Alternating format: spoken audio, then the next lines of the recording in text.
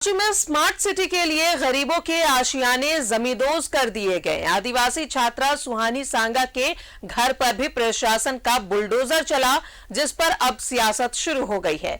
बाबूलाल मरांडी ने सुहानी और उसके घर वालों से मुलाकात की। इस दौरान मौके से उन्होंने डीसी को फोन लगाया और पहले पुनर्वास की व्यवस्था करने की मांग की। रिपोर्ट देखें। स्मार्ट सिटी के लिए टूटे गरीबों के आशियाने। आदिवासी छात्रा सुहानी सांगा का भी टूटा घर। किसी ने नहीं सुनी सुहानी सांगा की गुहार। रांची के धुरवा इलाके में स्मार्ट सिटी के लिए गरीबों के घरों पर प्रशासन का बुलडोजर चला। प्रशासन की टीम ने आदिवासी छात्रा सुहानी सांगा के घर को भी ध्वस्त कर दिया है। सुहानी चिल्लाती रही, प्रशासन के आगे बिलखती रही, गुहार लगाती रही, लेकिन किसी ने एक न सुनी और सुहानी सांगा के घर को तोड़ दिया गया। न सिर्फ सुहानी सांगा बल्कि कई घरों पर प्रशासन का बुलडोजर चला। इतना गरीब लोग को दुनिया में दे रहा है, कॉलोनी दे रहा है, झोपड़ी रह रहा है। जितना नदी नाला में रांची शहर में रह रहे हैं उन लोग को तो घर बना बना के सरकार दे रहा है। हम लोग के लिए कुछ उसका नंजर ही नहीं है घर बनाने के लिए। इतना अब अभी हटा रहे तो अभी कहाँ जाएंगे हम लोग। सुहानी सांगा के घर को तोड़ने पर सियासत भी शुरू हो गई। बीजेपी विधायक दल के नेता बाबूलाल मरांडी खुद सुहानी सांगा का दर्द बांटने पहुंचे। बाबूलाल मरांडी ने सुहानी और उसके घर वालों से बात की और पूरे मामले की जानकारी भी ली। ये वो मलबा है जो उसका घर टूटा। हालांकि उसके अलावा एक अन्य आदिवासी महिला का भी घर तोड़ दिया गया। ऐसे में आपको बता दें कि बीजेपी नेता बाबूलाल मरांडी जो हैं उस परिवार से कहने या कहें जो आदिवासी छात्रा सुहानी सांगा है उससे मुलाकात करने के लिए पहुंचे हैं। बाबूलाल ने खुद वो कह सकते हैं कि तमाम वो जानकारियां ली हैं। अभी परिवार से पूछ रहे हैं कि वो कितने दिनों से रहते हैं, इससे पहले किससे किससे आश्वासन मिला, परिवार में कितने सदस्य हैं, वो तमाम जानकारी ले रहे हैं। पढ़ने में अव्वल 12वीं की छात्रा सुहानी सांगा को आश्वासन मिला था कि बिना पुनर्वास के उसका घर नहीं टूटेगा। खिजरी विधायक राजेश कच्छप ने भी सुहानी को ये भरोसा दिलाया था, लेकिन शुक्रवार को सुहानी के घर पर बुलडोजर चला दिया गया।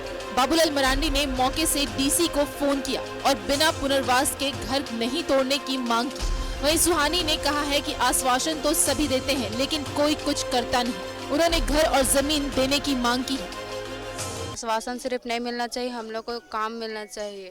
यहाँ पे हम लोग को घर दीजिए, उसके बाद आश्वासन तो सब कोई बोल के चल जाता है। हम लोग को जगह जमीन और घर देना चाहिए और शमशान घाट के लिए भी जगह चाहिए होता है, उसका लिए भी हम लोग को जगह देना चाहिए। एक गांव ही हम लोग को दीजिए, एक जगह। सामने मैंने कहा कि भाई मैं इसी स्थान पर आया हूँ, कल आपने सारे मकानों को तोड़ा है। उन्होंने कहा कि नगर निगम वालों ने किया है। हमने कहा कि भाई पहले तो जब तक इन लोगों की कोई पुनर्वास नहीं हो तब तक यहाँ कोई मशीन नहीं चलना चाहिए, किसी का घर नहीं टूटना चाहिए। हमने उनको कहा कि आप मेरी बातों को सरकार तक आप पहुँचा दीजिए, ऊपर लिख करके दीजिए। अगर बिना पुनर्वास किए, बिना लोगों को व्यवस्था किए फिर मशीन चलता है, लोगों की घर टूटता है, तो फिर हमको आंदोलन का रास्ता पकड़नी पड़ेगी। जरूरत होगा तो हम यहीं आकर के धरना पर भी बैठ सकते हैं। एक दिन पहले ही सुहानी के 11वीं का रिजल्ट आया था, लेकिन रिजल्ट की अभी वो खुशी भी नहीं मना पाई थी कि उस पर दुखों का पहाड़ टूट पड़ा है। उसके सिर से छत छीन लिया गया है, वो भी तब जब उसका घर नहीं तोड़ने का आश्वासन मिला था। ऐसे में लोग प्रशासन की कार्रवाई पर सवाल उठा रहे हैं। न्यूज़ 11 भारत के लिए रांची से आयुष की रिपोर्ट।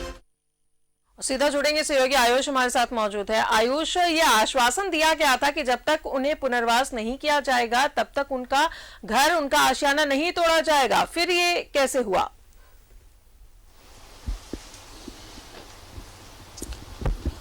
जी देखिए राजदा, सबसे पहले मैं आपको अपडेट करा दूं कि सीएमओ से एक अपडेट आया है और सुहानी ने मुख्यमंत्री हेमंत सोरेन से मुलाकात की थी, लिहाजा कि उन्हें बुलाया ही बुला गया होगा। देखिए सीएमओ से आया है कि जब तक सुहानी और उसके जो अन्य इर्द गिर्द जो घर हैं, 25 घर हैं, जो आपको बता दें कि जो मूसा टोली जो पड़ता है धुरवा के स्मार्ट सिटी में, उसमें जो 25 घर हैं उन्हें तब तक नहीं तोड़ा जाएगा जब तक कह सकते हैं कि उनके पुनर्वास या उसके लिए वैकल्पिक व्यवस्था न हो जाए।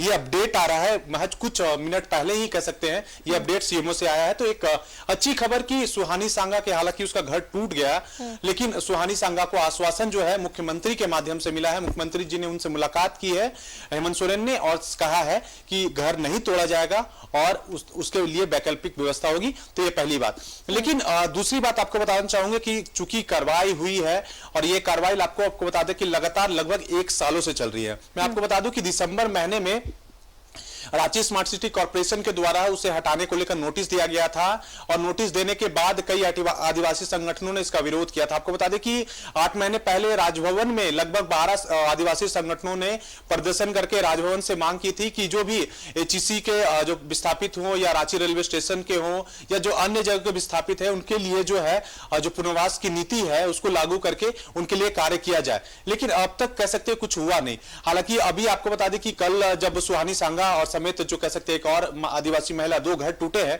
ये जब टूट रहा था तो वहां कोई मौजूद नहीं था। सुहानी कह सकते हैं कि ना आंखों से ही जो अपने घर को टूटते हुए देख रही थी।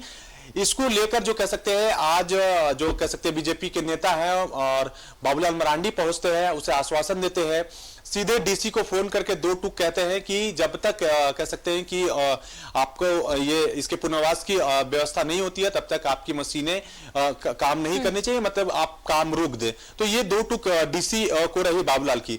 ऐसे में सियासत होनी थी और यही हुआ। हालांकि ये अच्छी खबर है, अच्छी पहल है कि मुख्यमंत्री हेमंत सोरेन ने भी इस पर संज्ञान ले लिया है, बुलाकर आश्वासन दे दिया है और मुझे लगता है कि अगले कुछ दिनों में इसका असर भी देखने को मिलेगा। सुहानी को एक घर भी मिल जाए। हो सकता है कि आने वाले दिनों में जो हालांकि ये बातें आधिकारिक नहीं है लेकिन बताया जा रहा है कि जो आपका लाइट हाउस बन रहा है, लाइट हाउस में उसके लिए वैकल्पिक व्यवस्था हो सकती है, ऐसा कहा जा रहा है। लेकिन आपको बता दें कि जिस तरह से ये चीजें चलती आ रही है, ना सिर्फ सुहानी बल्कि कई ऐसे घर हैं जो अतिक्रमण क्षेत्र में आते हैं और कल ना आज ना कल जाकर तोड़ना ही होगा। लेकिन इससे पहले ये बात अगर शुरू हो जाए, ये काम शुरू हो जाए कि उनके लिए पुनर्वास की नीति लागू हो और उनके जिनके भी घर तोड़े जाए, क्योंकि हम उस राज्य से आते हैं राजदा जो गरीब राज्य है, ऐसा पिछड़ा राज्य है जिनके पास कह सकते हैं मजदूरी से जो है घर चलता है। तो ऐसे में घर बनाना बेहद मुश्किल है उनके लिए। तो अगर पुनर्वास नीति आती है और ऐसे आबादी में जो स्लम क्षेत्र, बिल्कुल। चलिए, इस खबर में अच्छी बात यह है कि सीएम ने खुद आश्वासन दिया है सुहानी सांगा को और फिलहाल रोक लगा दी गई है। प्रशासन के बुलडोजर अब घरों पर नहीं चलेंगे जब तक कोई वैकल्पिक व्यवस्था इनके लिए नहीं हो जाती है। बहुत बहुत शुक्रिया आपका आयुष, जानकारी के लिए।